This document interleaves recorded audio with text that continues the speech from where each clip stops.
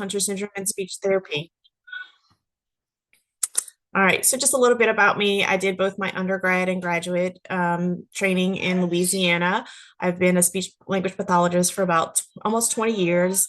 I worked in a few different settings, including the schools, outpatient clinics, and I'm currently in early childhood intervention. And like Sarah said, I have a 13-year-old son, Connor, with MPS 2. All right, so kind of a little quick overview of areas that a speech language pathologist can help with. It's kind of breaking down into four major categories: speech, language, alternative and augmentative communication, feeding, and swallowing. So you might hear some of these terminologies if you're going through your assessment. So speech, kind of in three parts: articulation, how do we actually pronunciate words and sounds, sounds using your mouth, lips, tongue, teeth. How this may affect some of our boys. They tend to have larger tongues, also hearing issues. If you can't hear well, that will affect your pronunciation as far as speech. Voice is kind of like your quality of voice. So think about it. If you're sick, you might be like real stuffy and sound like you can't breathe correctly. So some of our boys do have narrow airways. They also have thicker vocal cords. So that may be something that might be addressed.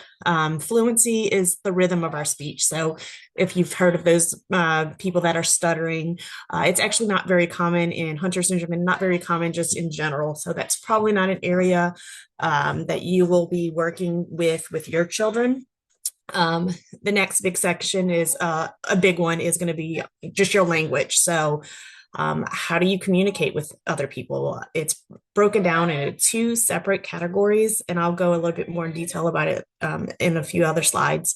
So expressive, so verbally, how are we talking? Are we using an augmentative communication? Or are we using sign language? Or are we writing? Or are we speaking? How are we getting our thoughts out to the world or other people? The second part is kind of receptive language. So that's kind of what we're understanding, what we're listening, watching, how we're following directions, things like that. Kind of still following under that language category, alternative and augmentative communication. So what happens if we're not vocal? How are we going to communicate what we want to others? Are we going to use sign language? Are we going to use a picture system? Are we going to use a device? And the last thing, areas that speech language pathologists can work with is feeding and swallowing disorders. And that can range from the actual mechanical chewing, swallowing. Some even work on like the sensory picky eaters, kind of depending on your area. So, for example, with the company I work for, the speech therapist works mainly with the children that have difficulty swallowing. So they have dysphagia, their food's going down the wrong way, or they're not chewing very well. Whereas our occupational therapist will take on those kids that don't have any problems mechanically swallowing and chewing, but maybe they're sensory and a picky eater. So it just kind of depends on where you go, if it'll be a speech pathologist versus an occupational therapist. Okay. So kind of just to get started, a lot of the times, especially where I work with early childhood intervention. So it's birth to 3. So a lot of my families are just now getting into speech therapy and trying to figure out the best, start to this process. I always, no matter what kid, if you have a diagnosis or not, get their hearing addressed, hearing checked out. As you know, a lot of our boys have frequent ear infections, and most of them also have some kind of permanent hearing loss that will require hearing aids. I kind of do a lot of caregiver coaching during my sessions. And one of the things I tell parents, if we're not hearing, we're not going to get anywhere with communication. So it's kind of like trying to teach somebody to walk, but they don't have functional legs. It's not going to happen. So first thing I always require and really push for, especially if you have frequent ear infections, is get the hearing addressed.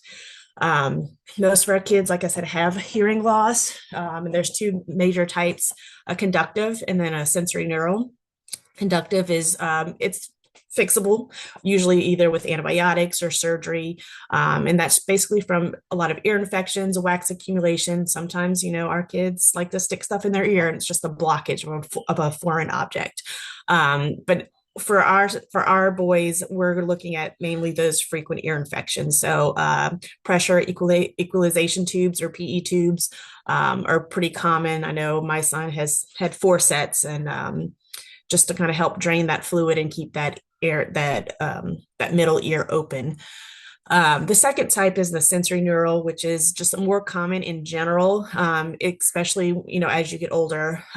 This is not able to correct with medicine or surgery. Typically, to help aid in a sensory neural hearing loss, you use either hearing aids or cochlear implants, depending on the level of the degree of the hearing loss. And then most of our boys, or I know a lot of them, have both. So even after you have a surgery with the tubes to reduce the ear infections, they may still have a permanent hearing loss for whatever reason, whether gag buildups or just too many ear infections over time can lead to scar tissue and things of that nature. Uh, this is just this is something they call a speech banana. You might have heard of this in your journey. And this is just kind of a diagram that shows you, it kind of has things that you hear at different frequencies and decibels.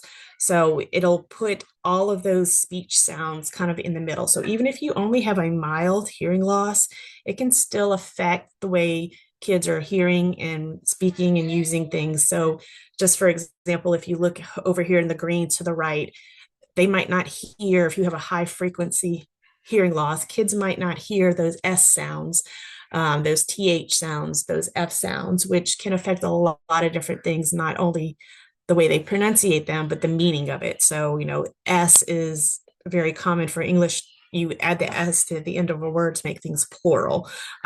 So, if you're not hearing that sound, you're leaving it off. It kind of even affects your grammar. So, just kind of a visual for you guys to see that you don't have to have a severe or profound hearing loss for it to affect their quality of speech or their pronunciation. Okay. So when I'm first meeting with a family and kind of introducing how speech therapy works, some things I tell my families, again, I'm usually working with birth to 3, so my kids are very little. I kind of look at the kid as a whole and see where they are. So this is what I show a lot of my families is kind of the foundations of speech and language. So kind of the stepping stones. So think about it, if you're teaching a kid to run is at the top. But if that kid's not even like crawling, we're not going to work on running. We're going to have to crawl, then we're going to have to stand, then we're going to have to walk, then we're going to have to run. Speech is very similar. You have to have some foundations for it to be successful. So the foundation is working on attention and listening skills. So if you're not even engaged with me, you're not listening to anything, it's going to be a lot more difficult to increase language, words, things of that nature, which is also kind of going back to that hearing, why you get the hearing checked and kind of get that squared away first. Next section would be like your social interaction, play skills. If you don't want to interact with me, if you don't want to play my silly games, again, it's kind of that joint attention. You have to be willing to try in some ways. Next would have an understanding of language is, can they identify things? Do they know their body parts? Do they know, what a cup is or what the word eat means? I usually tell parents it's like learning 2 languages. Everybody usually in high school had to take 2 languages or second language at one point. And there was probably a point in time that you felt more comfortable understanding that second language, but you really weren't too sure in your pronunciation or things like that, but you understood it better. Well, your first language is the same. That's why babies respond to their names at, 8 months of age, or, they start saying mama, or if you say, where is mama? Where is dada? They look towards people. They may not say them clearly, but they know who those people are. So that typically comes first. And the next part would be the expressive language. That's when they start labeling things and telling you what they want, what they need. And then last, as you get older, we'll work on the pronunciation of those words if any of them are misarticulated. And one of the reasons I show parents this a lot, because a lot of times parents don't understand like the breakdown of how speech is developed. When we are working with our families, we have them come up with their goals. So, hey, mom and dad, what would you like to work on with little Johnny? And I would say 9 times out of 10, they're always say, oh, I want them to speak. I want them to use words. I want them to tell me things, which is great. That's what all parents want. But however, little Johnny's not even paying attention to me. So I have to explain to them, yes, you want to work on the very, second to last step of the process, but we need to go back down and work on some of those foundation skills.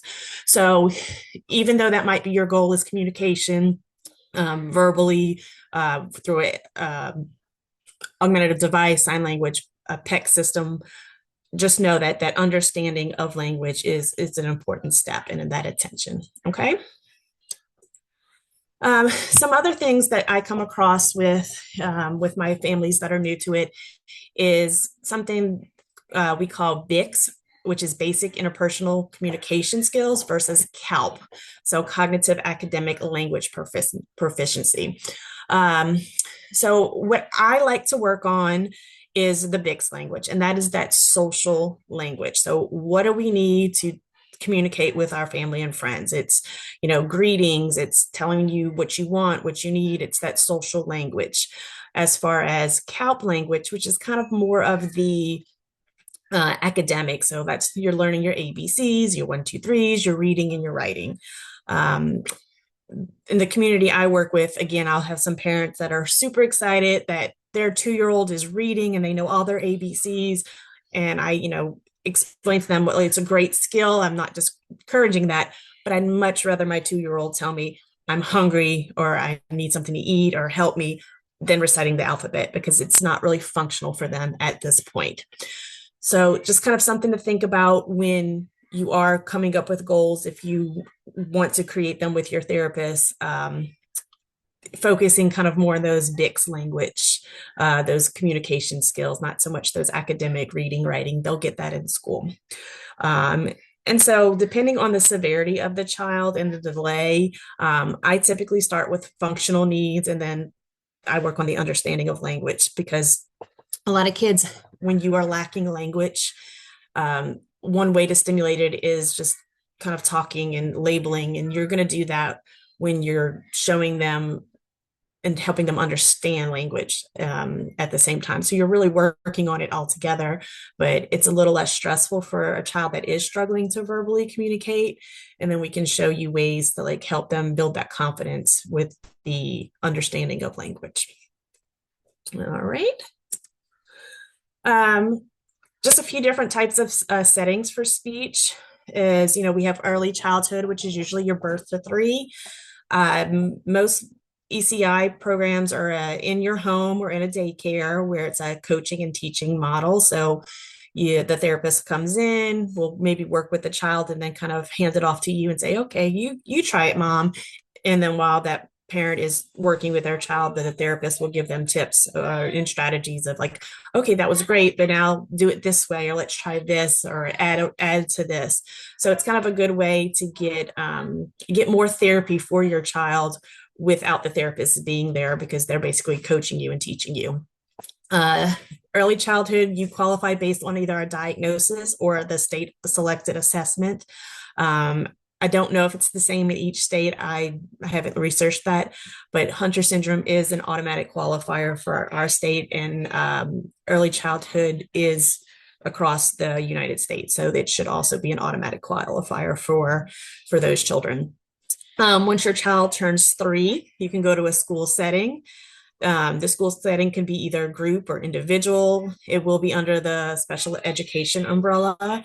And the school will do their own assessment to see what your child needs. The next would be like a clinic. Any age, they typically are one-on-one with the therapist and the child. They usually bring the child to the therapy room. You may also need to get a prescription from your PCP to initiate that therapy. Home health, there's any age, of course, and there's one-on-one with the therapist and child in your home. It may or may not have restrictions. So for example, in my state, in my area, a child needs to unable to physically go to the clinic to get home health services. I think our area is just really short-staffed in home health therapists, so they're kind of using it where it's like the most needed kids get a therapist sent to their home, like they're medically fragile, they can't be around other children. So, but just know that each setting has their own criteria. Qualifying for services, it depends on the child in the setting. These are just kind of some things that I've learned just from being a parent as well. Just suggestions I like to give to my parents on when you are starting. Check your insurance calls, see what is covered. So I know when we had only private insurance, ours was only giving us 25 visits per disciplines per year. So that was only 25 visits for OT, 25 visits for PT. Um, I've also had families that are only given 25 visits for all therapy. So if your child's getting OT, PT, and speech, they're only going to pay for 25 visits for the whole year. So I think that would be something important to check out before. That way, if you really want to focus on speech versus PT, you may want to allot your visits differently. Something that I know I personally do, and some of my other families I recommend that have multiple, their kids get multiple therapies, is just because the therapist is recommending twice a week, which is very common in a clinic, you don't have to do 2 times a week. You can say, hey, I can only do one. Like that's all I can do. That's all that fits in our schedule. And just know that just because that's what they recommended does not mean you can't you can't adjust it. So I've had a lot of families that I work with get very overwhelmed because this is what they were recommended, and they're just running themselves crazy into the ground, getting their kids to multiple therapies. So it's okay to say, hey, I can only do 1 time a week. 3, you can always ask for a new therapist if the one you have is not fitting with your child. Um, I don't take it personally. I'm not everybody's cup of tea. I get that, but you need to find a therapist that is working well with you and with your child. And if they're not vibing, nobody's going to be happy and nobody's going to make progress, and that's okay. I always tell parents, ask for ideas to work on at home, especially if you are at a clinic setting and you're maybe not with that child in the room. You send your baby off for 30 minutes and they come back, and they might come back and say, hey, he did great. But what can I do at home to help? Can you show me? And you can ask for to sit into the sessions. Hey, can you show me what you and little Johnny have been working on? Or I'm struggling with this. Can you help me work on this at home? I've also had families that bring in toys or something like, hey, we got this for our birthday. He really likes it. Can you show me how to use it to stimulate his language? And I don't know of any therapist that would tell you no. But I know me personally, I don't ever like to put that extra pressure on parents to feel they have to do that kind of thing. So that might be why therapists don't suggest it, because we don't want that pressure on you. But just know that you can always speak up, and you are your child's biggest advocate. Okay. And so I really didn't have much. Like I said, I just wanted to kind of make this more for you guys. I just kind of did a basic overview. And if there's something other topics you want me to go over in more detail, I'll be happy to do it. I just, I didn't really know what everybody was looking for as far as, what to do with speech in our boys. I'm gonna stop sharing this for now so I can see everybody. I see they have chats, but I haven't read them yet. So Yeah. Thank you so much. That was super informative. I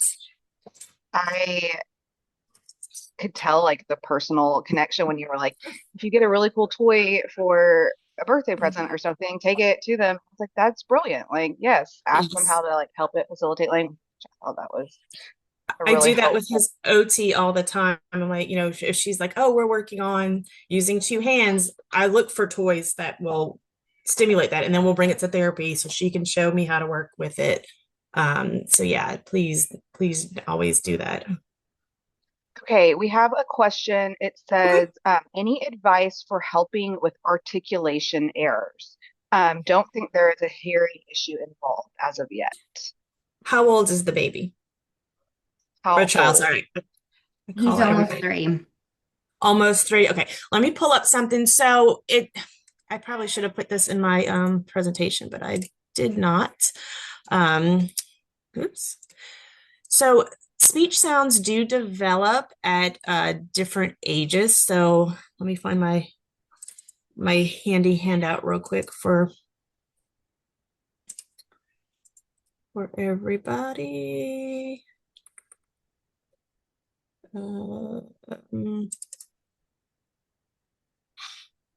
okay, and this is an English speaker, correct? English speaking child. All right, let me go back to sharing. Okay, can y'all see that? I know it's kind of small. So this chart kind of shows you these are the ages. So this chart shows you the sounds that 90% of kids have mastered by this age. So at 4, we're really making sure they have these sounds mastered. At 5, we're looking for this. And you can find different variations of this chart.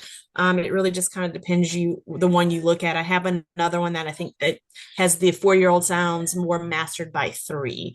So I can add this to the presentation or, shoot it to Sarah so she can put it up there. So it kind of really depends on the sound. So if you're looking for them to, produce the L sound or the R sound and they're only 3, it may just be developmentally appropriate for them. Is there a specific sound or sounds that they're struggling with? I think like some of the ones that probably will develop later, like S and T, but he's also substituting like H's for R's and things, just kind of like odd substitutions. Okay, so not a typical substitution. Is he seeing a therapist currently? Yes, he is. She's doing an articulation evaluation now. Yeah, so I would say it really kind of depends. Something I also will use sometimes with the kids, and it's not a whole bunch of them. They have something that they're called apraxia hand signals. I mean, I could find those too. And basically, it's kind of just a gesture. Oh, these are the Spanish ones, if anybody speaks Spanish, just if you wanted to see that. There is, let me see if I can find them. It's it's used for apraxia, which is another developmental thing.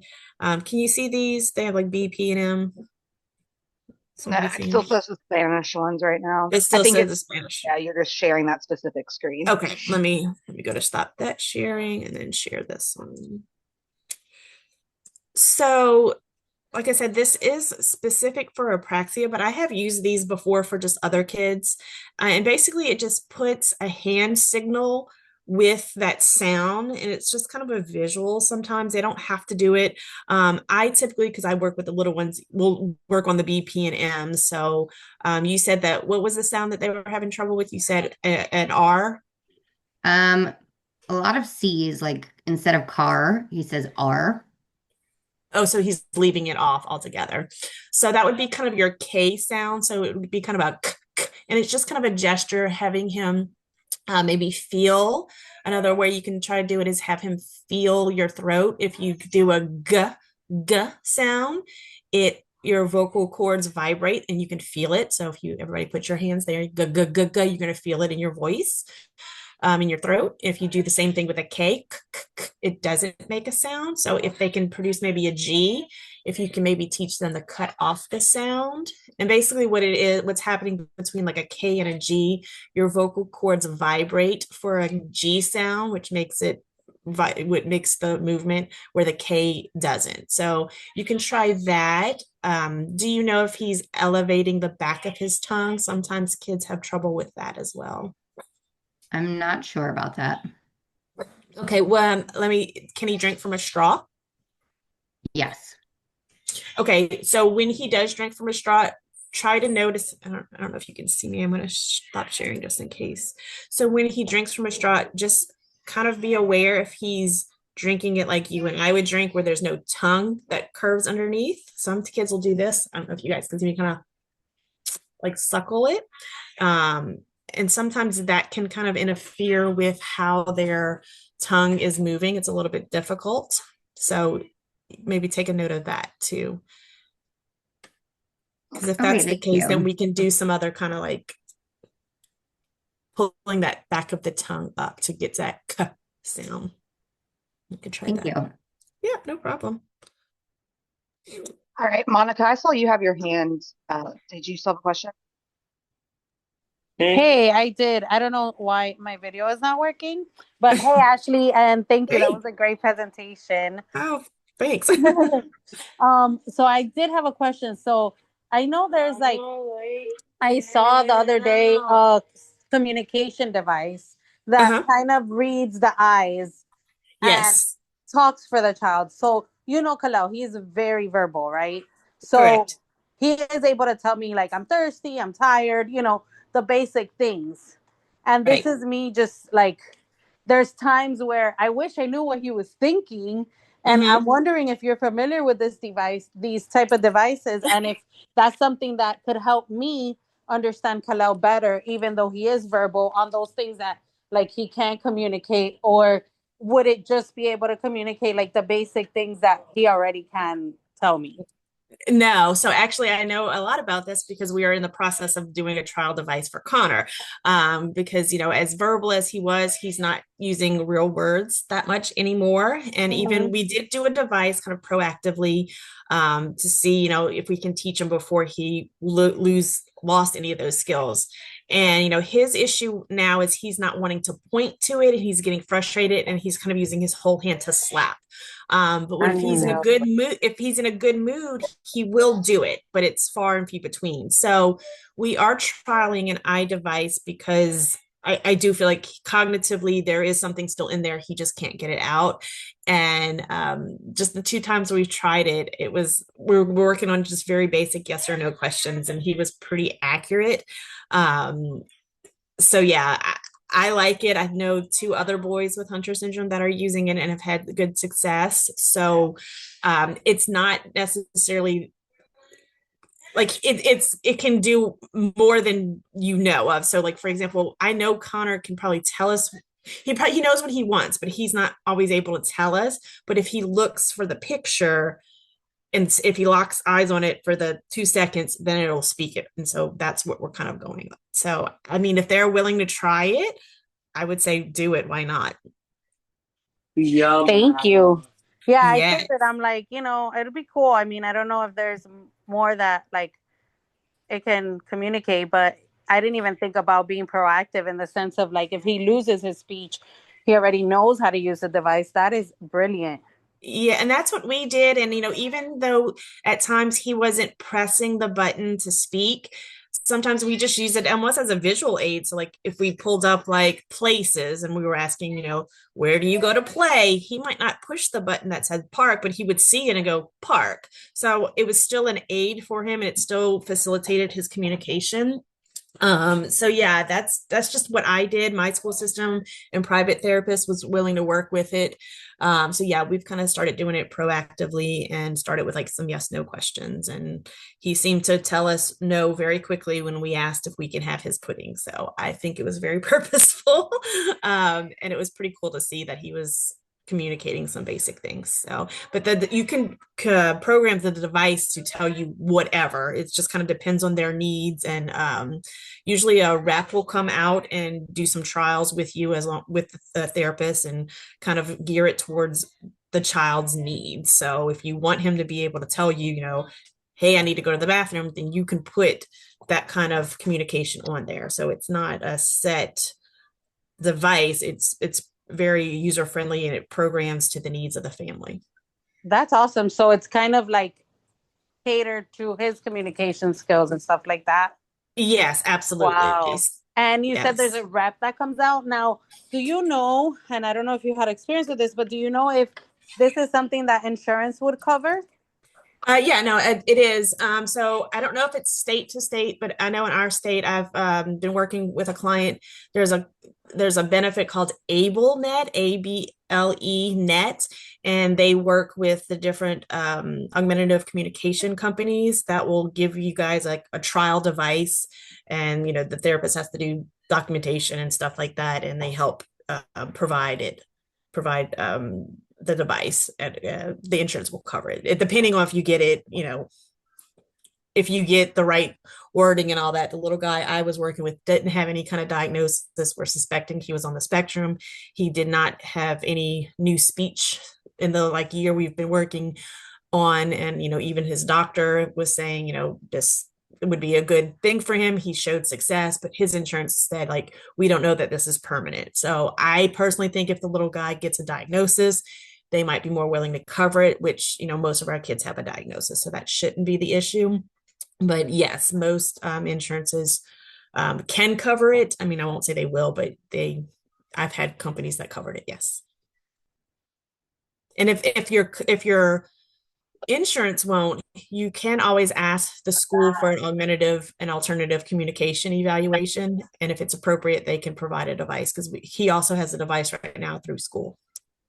Okay. And I guess maybe because we could justify in the sense like it's a progressive disease, because I think that for Kalel, they'll probably deny it because they're going to be like, well, he can communicate his needs, Yeah, but what about safety? Can he tell you? I would use it for a safety. Can he tell you Okay. his address or his mom's name and number? Like if he Oh, gets wow. lost, I think if you can show safety concerns, that's usually a big kicker for insurance. They're Oh, a little bit. So I would come at it maybe from a safety aspect. thank you. Thank you so much. Yeah, no problem. Awesome. Super helpful. Oh, there's a little one. All right. We have a couple questions in the chat. We have Okay. one coming in about, it says, what are some speech IEP goals people are using for high school boys, especially as they get older? Her son is in middle school. Ours usually have to do with socializing, but she's wondering if you have any more concrete suggestions. So I guess it kind of depends on, how is the kid verbal, nonverbal? What are they doing? So for my son right now, we have him wanting to do his device. I personally told them what I wanted to work on. So I'm wanting him to be able to, because he can still say a few things. Like if I say, "What is your name?" he can still tell me Connor. So I want Sorry, him. Ashley, I'm going to interrupt you really quickly. She corrected me. When she said HS, she meant Hunter syndrome, not high school. Yeah, no, so her I son got is that. in middle school. Okay. Yeah, no problem. I forgot where I was at. Sorry. So for him, I wanted him to be able to answer those simple, basic questions like his name, his age, his birthday, which is things he can still do. It's not great, but it's there. And I also wanted him to work on answering simple yes or no questions with his device or verbally. And then the other one is I wanted him to be able to identify pictures, words, actions, just something to help keep some of those that understanding of language. So, for example, in private speech, they have like a choice of 4 pictures. They're all actions, and it's, hey, who's eating, and can he point to the person that's eating? So that's the kind of things we are working on. It would really kind of just depend on the level of the child, but at school you are part of that IEP meeting in the team, so you can definitely speak up and say, hey, this is something I want to work on, can we write it into a goal? And they should be able to help you write it where it's measurable and all that kind of jazz. I hope that answered your question.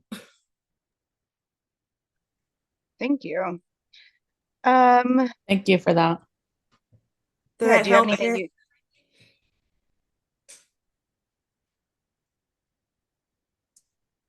I don't know if that helped or not. Sorry, the technology is going out on me here. That's Yes, okay. that was very helpful. Thank you. Yeah, I think some of the things you said about keeping the understanding of action, that was super helpful.